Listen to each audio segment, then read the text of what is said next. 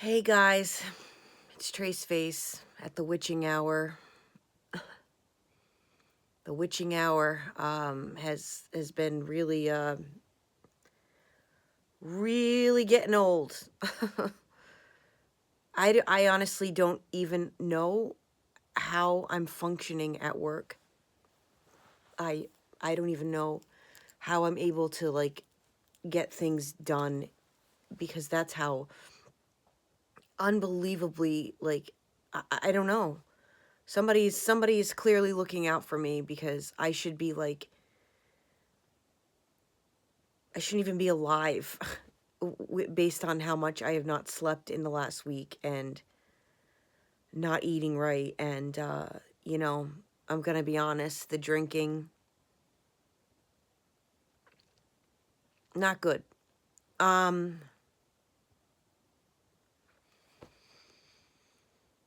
and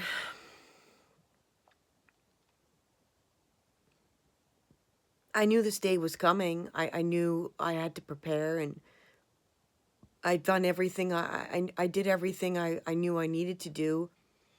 Um, but I'm still healing, and it's going to take a really long time. I knew what I was up against when I decided that I needed to heal and I needed to take care of myself and I needed to separate from what was, happening and what spiritually infected sickness, diabolical issues that he had was doing to me because he didn't want to fix it. Like I said, it was too damn hard. It's much easier to go lie in a bed with someone else than it is to have to lie in a bed with yourself and say, all right, enough is enough. I got to do something different this time.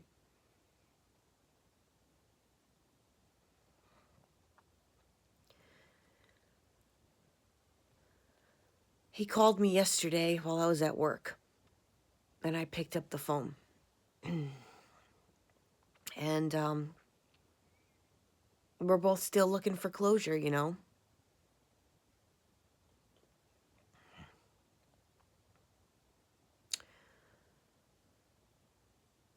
And it's really sad, and it's sad.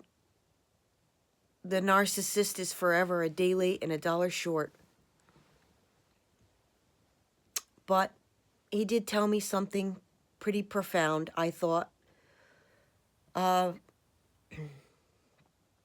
he said that he had a speech prepared in his mind of what he was going to say when the judge says, at the very tail end of every divorce, the judge said, are you absolutely certain and positive there is no possibility for reconciliation? You know how many times he and I had to hear that before it was our turn? And I don't know if I explained this yesterday, but we were one of the first people to go in that courtroom and fill out the paperwork. And we were the last couple to be seen. We were forced to sit next to one another. Clearly we didn't have to, but there's still a lot of love there on my end.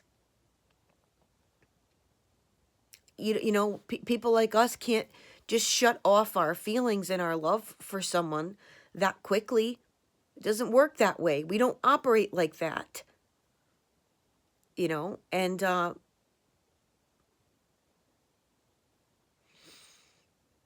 he said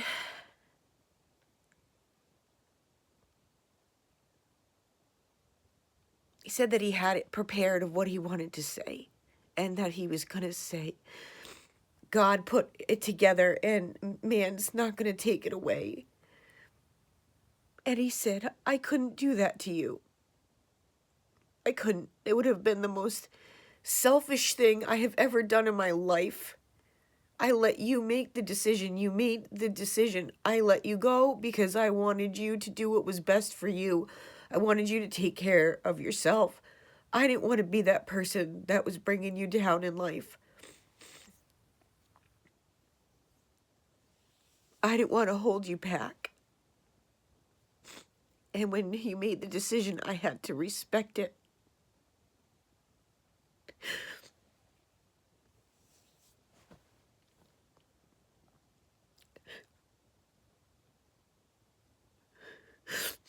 It probably was the nicest thing he has ever done for me.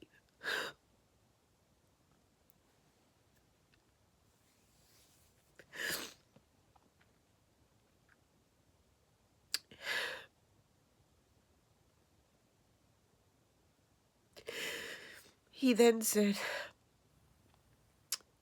that he watched my video yesterday. We've never actually talked about any of my videos or the content on them. You know, we haven't talked for 6 months. And he said, I just needed to tell you one more thing. You were wrong. He said, do you want to know what I spent my time doing after I left the courtroom? I did not call up my girlfriend. I went driving around all the places we used to go on the bike and where we got married. And I pulled over and I was yelling and screaming in my car and crying. So you were wrong on that. He's like, does that not make me a narcissist? Or am I still the narcissist? You know?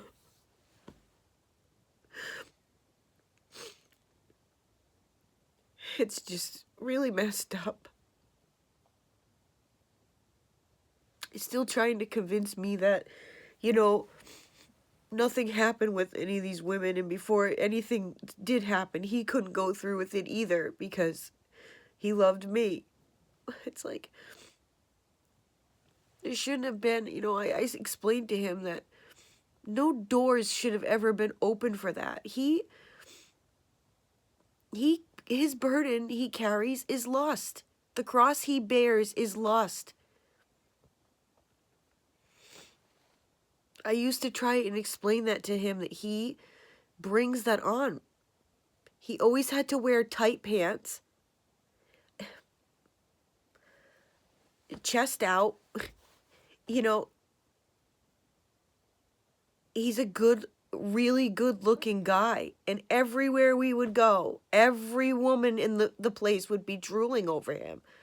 Oh, you know, you really do look like Brad Pitt. My God, what are you, an actor? I mean, we get it all the time.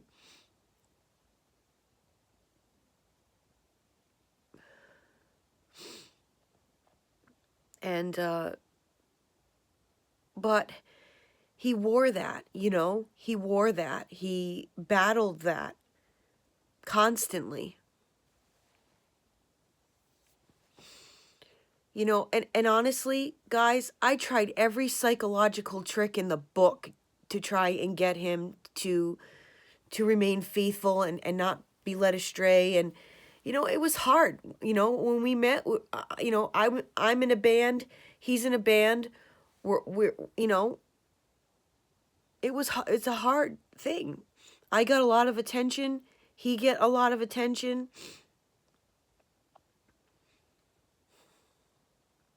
But my heart and my soul was always with him. And, you know, I told him yesterday, do you know how many opportunities I had to cheat?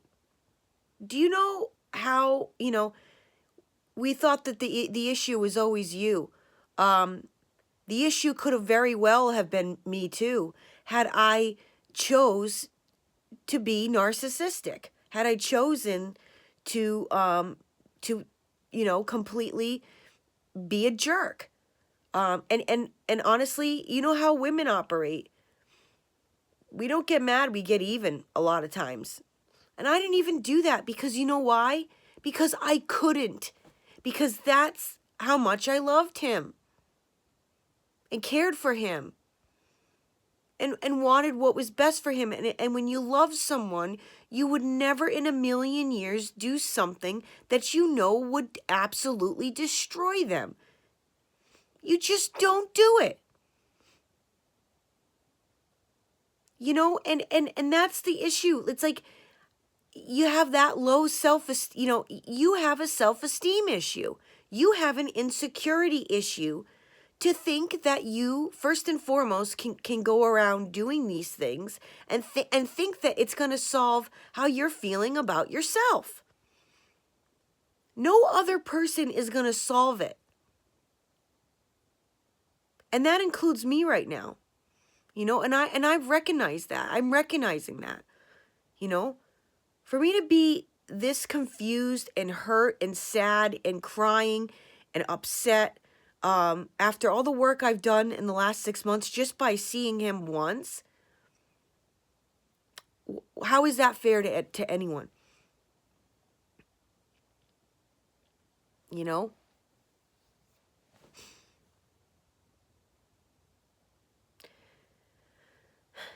I'll tell you guys, I ended up, I played a show with my ex-husband's old guitarist about the end of October, and we started hanging out, and that's who I've been seeing. And I said to myself, here we go again, Tracy, another musician. But the difference between my ex-husband and him is that Adam is very genuine, and he's very he's a different breed. Very humble person, very talented person. And he hadn't played in a band with my ex-husband for about, since my ex-husband and I had met. They were in a band together, but Adam went on to do different things. He lived in LA for a while. He's in a touring band right now. He's a touring musician. And he knows everything. He knows how I feel about everything. He's been trying to help put together pieces of my broken heart. But, I'm realizing, and he has helped me. He's helped me, sat there and has held my hand while I've cried so many nights. And I look at him like, you don't need this. Like, you don't need me and my problems. And I don't need to be dragging somebody into my world. And he's just like, I love you. I love everything about you. I don't know how anybody could ever mess something like this up with you. And, I'm here for you. He's like, even if it's just that you need someone to show up with, you need someone to be there for you. You need someone to call. That's what I'll be what you need, and what a thing to say, what a thing to be for someone. And, it's like I wrestle with this right now because we all need connection to one another. People need human touch. People need connection. But when you're going through something like this, it's like, this is why we isolate ourselves. This is why we need to take that time. We need to heal, really truly heal ourselves from all of this. And we need that alone time because, it's just not fair. Do you think that the narcissistic people have that emotional intelligence to understand that, or to say, I got to take more time. I have to, no. Their whole thing is like, I got to find someone else to feel like I'm worthy of something, to feel like I matter, to feel like I'm important. God, my God, the narcissist would rather die now than to go the end of their life and not be known for something. They want to be known for something. They want to be recognized for something. They want to be famous. They want that final, like, I am this, I am worthy, because they didn't get that in their childhood. They were neglected. They were abused. They didn't get the validation. And you know what? I've struggled with validation my whole life too. I have. Since I was a child, between my best friend being a narcissist, my brother being a covert narcissist with me, it was just me, that he would take out his anger and rage and frustration on. Nobody else. My mother would allow it to happen because, she's got very narcissistic traits herself. She was an only child, Gemini. Spoiled, thinks that, that's the way the world is because that's how she sees it. And so, I've had all these experiences, not to mention it was, I started dancing when I was 3 years old. I got in, and then it was competitive, and I thought I was going to be a professional dancer. That was the first thing I wanted to do. Then I got into acting. Then I got, into this band when I was 14 years old, and I stuck it out with my brother. We got really serious. We were touring, it was my entire life from dance to now. It was always like, you're not good enough, or it was always a critic, or we were always right there. My brother and I got signed to MySpace Records 2 weeks before MySpace Records went out, was done. So, and so when you wrestle with that kind of life, and you're always being beat down, you're always being told no, you're always wondering, am I good enough? What this was a talent that I always struggled with. This was a talent that God gave me, but it also it holds me back so much spiritually because I'm trying. And at one point I just said, who am I doing this for? Who really am I doing this for? And when I got married to the narcissist, to my ex-husband,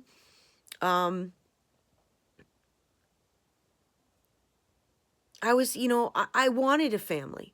I was ready, 31 years old. I was ready to start a family with someone. And he was, a musician. And I thought he was my soulmate. And I thought that, we're going to do this. We're going to have a little rock and roll baby, and we're going to have a great life. So what I'm trying to say is, I'm babbling on about things, is like, I'm struggling with all this stuff too, and I started this channel. I started this channel to try and like I said before, help heal myself with others that are going through the same thing. I'm not a phony. I don't want to offer advice, or be a hypocrite here. But what I know I can give to people is the information and the knowledge on how this stuff operates, what's going to happen. That's why I decided to do it at the point I did it. It's not pretty making these decisions, these really hard decisions that you don't want to make. Because like I said, you're hoping and praying that they're going to change, and that, things are going to be different, and that you're not going to be another statistic. You're going to outweigh the statistic.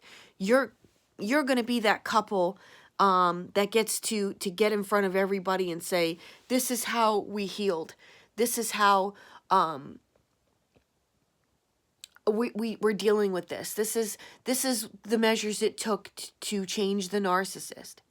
And there are some channels out there, you guys. There are channels, there are people, there are stories, there are counselors out there that claim they know how to get couples to get through this. And when you see stuff like that, and you have those little shimmers of hope, it's the hope, yeah, it's the hope that you're holding on to. I still have hope in these people. I know all of you do too. We're hoping and wishing and praying that they can change. If they change, the world's going to be a better place.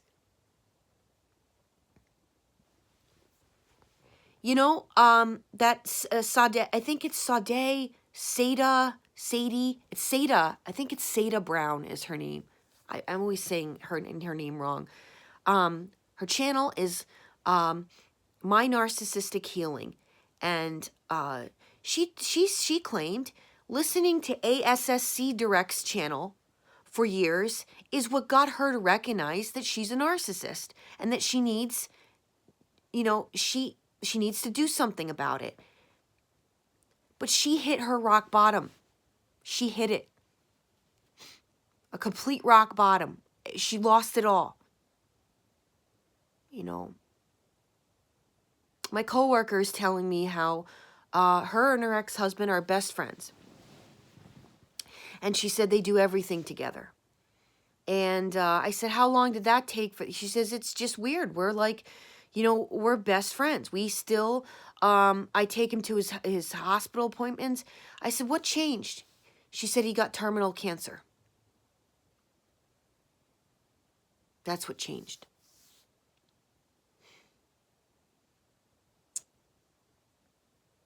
And now she takes him on all of his appointments. I said, are you guys like, she says, we're best friends. It's my best friend. The other thing I want to say too is like, this is the hardest part. This is the hardest part because we are so caring and understanding and we were a good friend. We wanted to be their friend. That's why we stayed. We saw through to, like I said, the child that's living inside of them, that's hurting, that's suffering, that hasn't healed. And we wanted to see that happen so badly. And we thought if we showed them all the love in the world that we had, we stuck by it. We told them we weren't going to leave. We didn't. And we they still saw when we put our foot down and said, no, I'm not tolerating this, and walked away. They saw that as us abandoning them, rather than seeing it as us having respect for ourselves.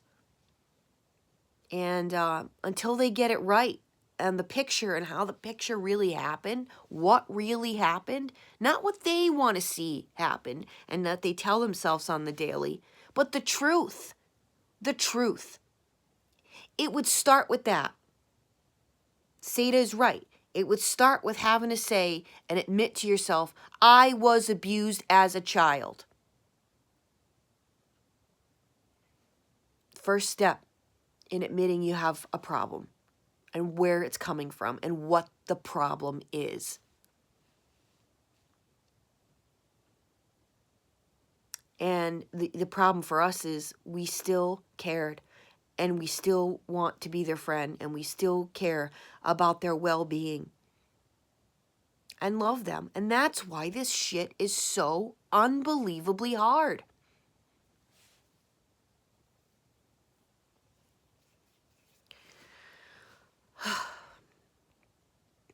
This is going to be another long one.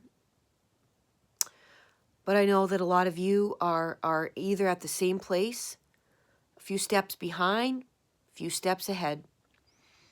And thank you for allowing me to share my journey with all of you. And thank you for your comments. You guys help me right now. You're helping me heal more than you know. And so I cannot thank you enough for that. You've all become like my family now. I'm actually closer to all of you through these bonds we're creating through these traumas we've gone through. You guys understand. Whereas, I have really, really amazing, great friends, but a lot of them don't understand at all. I wouldn't know the first step to take in explaining to them what the heck just happened in my life, my adult years. So, that's my message today. I hope that all of you are doing really well, and thanks for being strong for me when I have had a hard time being strong for myself. I am Trace Face. It's time we all face the truth together.